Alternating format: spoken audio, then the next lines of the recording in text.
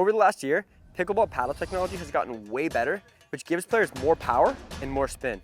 Now more than ever, players are choosing to play more like bangers. And in 2025, with more and more paddle releases, things are going to continue going down this path. So in this video, I'm going to teach you exactly how you can thrive in this new era. So the first part of this is how you can defend against power.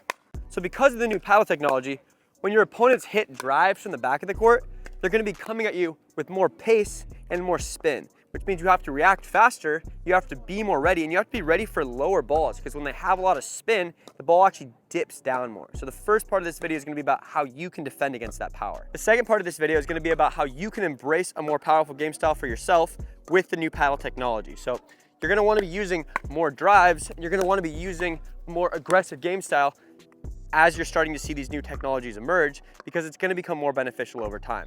The problem with this is you don't want to be reckless when you're being aggressive. Just because there are better paddles now doesn't mean you should be driving and going for crazy hard shots on every shot. You want to be very, very smart about when you do this and how you do this. So the second part of the video, I'm going to explain how to do this. So let's talk about how to better defend against power. And this really is important on your return for the most part, because this is where your opponents are going to serve at you, you're going to run in, and then they get a chance to tee off on their third shot with a drive, and then maybe they'll try to crash in and go for a smash, right? And with the new paddles, that's going to be a lot easier. The main thing that you need to understand, the most important part of this, is that you need to be ready for them to hit hard. And where you need to be thinking about that is right after you hit the return. So watch this first return. Kind of just moseying in. I only got to this point right here, so I'm still about 4 feet behind the kitchen before I made contact with my opponent's third shot. Let's see another example. So here, you'll see that I'm doing a lot better job of getting in quickly so that I'm right behind the kitchen when I'm hitting my fourth shot, which is the shot after their third shot. And by being closer, I have less time to react, but I have a better angle over the net, and it's a lot harder for my opponent to dip the ball down at my feet with topspin. So the first thing you need to be thinking about is you don't want to be lazy after you hit the return. You want to make sure that you're hitting the return as you're moving through it, and that you're splitting right when your opponent hits the ball. So when I say splitting, I mean you're jumping into a split stance so that you can react in either direction. So right after you hit your return, you're running in, and then you jump into the split, and that puts you in a position to react quickly to your opponent's ball. And I like jumping into a wider split stance because that keeps me low, which helps me actually if my opponent hits a low ball at me, and it keeps me in a good position to where I can lunge either way to bend to shots that go towards my side. So you need to make sure that you're getting into this good position and you're ready when you're coming in after that return. You also want to have your arms up in front like this so that if they hit it hard, you have your paddle in the best position to react. The next thing you need to keep in mind is that against a lot of these players with these crazy paddles, a lot of their balls are going to be flying long, because if they're not using enough topspin or they're just hitting it too hard, a lot of these shots are going to be sailing long. And if you're trying to hit these shots, it's going to be really hard to do a good job, because if they're going super fast, it's really hard to react. So in 2025, you're going to have to be ready more than ever to let balls fly long. And as you can see here, if Drew hits a shot at me really hard, sometimes it's going to go long. And if I hit that in the game, I'm just giving him another opportunity to hit another hard shot that I'm going to miss. So you need to be ready more than ever to let balls fly long. And the rule of thumb I like to use is that if a ball's coming over the height of your shoulder at an upward trajectory and it's going hard, it's probably going out, and you should let that ball go long. But you have to be careful, because if players are using a ton of topspin, sometimes the ball will drop in. So you have to be a good judge of this and kind of assess who you're playing against. But moral of the story is that in 2025, you need to be more ready than ever to let balls sail long. The next thing that you really need to understand, this might be the most important, is if you're up and your opponent's hitting super hard at you, you need to use a firmer wrist on your volleys, and you should go for less spin. So if my opponent hits a super hard drive at me, the last thing I want to do is go for a topspin roll volley technique where I'm brushing up on the back of the ball. What I want to do is more towards a tennis volley. So if you play tennis, you know this. All I'm doing is blocking my volley back with a firm wrist. We say punching it. So you're not using any wrist, not really taking a big swing. It's very compact, and you're just blocking it. So you're taking the smallest, most compact possible motion to get the ball where you want it to go. And when you do this and you squeeze the paddle a little bit tighter, it actually makes your sweet spot feel a little bit bigger. So if you're using a paddle that isn't very good and people are hitting hard at you, sometimes the sweet spot's going to feel like it doesn't exist, because when the ball comes at you really hard, it really jerks the paddle, and it's jarring if you have a bad paddle. So regardless of your paddle, you want to make sure you're using a firmer wrist when they're hitting it hard at you. Another thing you can do as well to handle power better is actually adding some weight to your paddle. When you have a heavier paddle, it just shakes less when your opponent hits hard. So if you feel like you can't really get a good strike when your opponent hits the ball really hard at you, I recommend adding some lead tape. We have other videos on that, but it can really help you in terms of handling power, just in terms of the stability of your paddle.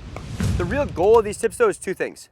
You want to prevent pop-ups, and you want to keep the ball away from people if they're crashing in. So what does that mean? If Drew hits a hard ball at me, the last thing that I want to do is float up a ball like that to where he can go pounce on it and crush it. What I want to do is I want to keep the ball low, and I want to keep it out of his strike zone. So a better volley in that situation looks like this. So I'm keeping the ball nice and low, which sort of prevents him from being able to come in and take control. And I'm aiming sort of for the depth of his feet so that he can't move forward very easily. So you don't want to hit floaty shots that let him move forward. You want to hit low penetrating shots that keep him back. The next part of this though is that if Drew hits a really hard drive, sometimes that means he's going to come in, but a lot of the time his opponent doesn't know he's going to do that, and they might be staying back. So if you see that someone hit a really hard drive and they're running straight into the kitchen, your best bet is to keep the ball away from them and direct it towards their partner if they're staying back. It's actually very rare that both players are crashing in at the same time. So the goal of all these getting in quickly using a firm wrist is just to keep the ball low at their feet and keep it away from players that are crashing in towards the kitchen. If you do that, you're gonna make it really hard on your opponents to win, even if they have a really good paddle. And if you guys feel like your reflexes aren't quick enough to react to powerful shots sometimes, I highly recommend checking out our product, the Dinkmaster Pro, which has a dedicated side for reflex and speed training. With this, you could really fire up your reflexes by just going fast on the wall, and it's just a great way to get better at handling powerful shots. And right now we have all of our products on sale, including the Dinkmaster Pro for the holidays. So if you've been interested in anything that we sell, make sure to go check it out. Everything is linked below the video in the comment section. Now guys, I'm gonna take you through some cool plays that you can run that with these new paddles where you get more power and more spin, they're gonna be more effective. So in the past, these might not have been as smart because you didn't have the ability to hit so hard and to make it dip so much. But now, doing these things more often is actually very effective, and in 2025, it's going to get even more effective. So the main thing that you need to understand is that on a third shot in pickleball, generally in the past, the consensus was it was usually smarter to go for a drop like I just did there. Now though, you should still do drops. Drops are still probably the more effective third shot to hit. But now with these new paddles, third shot drives are gonna become a lot more effective, and they're gonna be a lot easier to use in a way where your opponents don't take control. So when I started playing, if I went for a third shot drive and it wasn't perfect, it would float up because there wasn't enough spin, and my opponents could sort of pound the ball down at me. Now though, with all the spin you're getting and all the power, you can really make them dip, and they're actually a great alternative to drops because you can use them very consistently. They're actually easier to make in than drops because you don't have to really aim for the kitchen. And if you hit them well, your opponent actually has to hit the ball up. So if I hit my third shot drive really well, my opponent might actually have to hit up on the ball. As you see there, I hit a third shot drive, and Drew hit that about like a foot below the net. So he has to hit up there, and it gives me a ticket to just run in and try to pounce on that next shot. So what you need to know is that if you have a really good paddle that gets a lot of spin like ours, you can go for more drives. And if you get enough spin, if you're really good at getting top spin, that's a great way to move forward. And what you can do, you shouldn't be just going bang, bang, bang the whole time. What you can do with a third shot drive is you can do what I call the drive drop combo. So you see here, I'm gonna hit a drive, and then on the next shot, it's a little easier, I'm gonna go for a drop, and then I'm going to try to move into the kitchen. So you don't have to just drive and then keep hitting hard the whole time. You can actually use the drive as an alternative to a drop, where you get yourself in a better position on that next shot, which would be your fifth shot, and then you can hit a drop there to continue moving into the kitchen. The next thing you can start making use of more is what I call the hybrid third. So if you ever hit a really deep serve and your opponent is getting in slowly, if they're only here by the time that you're hitting your third shot, you might not want to go for a drive. But what you can do is go for a slower drive that has more spin and try to dip the ball down at their feet. So as you can see here, Drew's gonna come in a little bit slowly, which gives me the opportunity to go for a little angle like I did there.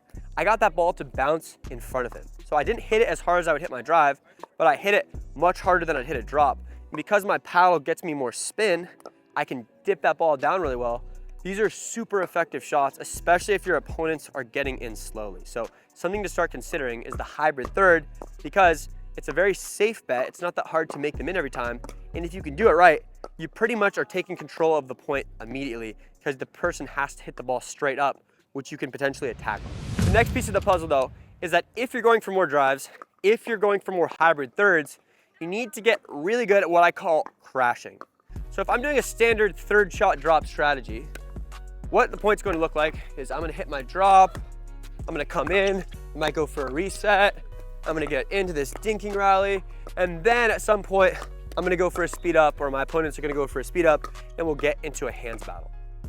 But when you're going for more drives and more aggressive shots, what might happen is you might want to do what's called crashing in, and that looks like this. So here I'm going to go for a drive, Drew's going to pop the ball up, and I'm going to kill that next shot.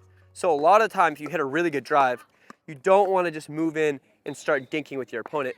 You want to kill the ball and end the point as quickly as you can. So the way that you determine if you should crash in is you try to see, one, is my opponent going to have to hit up on the shot? If they're going to hit down on the shot, I should probably stay back and defend and go for more resets. If I see that my opponent's hitting the ball from below the height of the net, that's my signal to start running in, because I know that they have to hit up. So at the very least, I'm going to be getting a shot that's either in the kitchen because they reset it, or I'm going to be getting something above the height of the net that I can attack on. So when you go for a hard drive, you have to be really watching what happens when you hit the ball and where your opponent's hitting from, because that signals to you if you can go for a crash like I'm going to do here.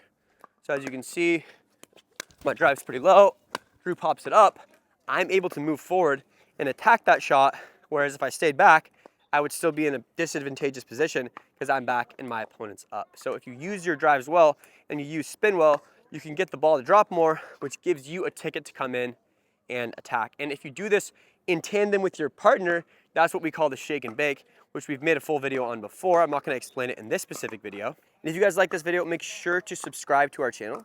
By subscribing to our channel, you'll be suggested all of our videos in the new year, which we're going to be making specifically to help you thrive with all the new paddle technology and new strategies that people are going to be using. And if you have any ideas for what videos we should make next year, what topics we should cover, make sure to drop them in the comments. I'll make sure to read all of them, and that will influence what I make in the coming weeks and in the coming months.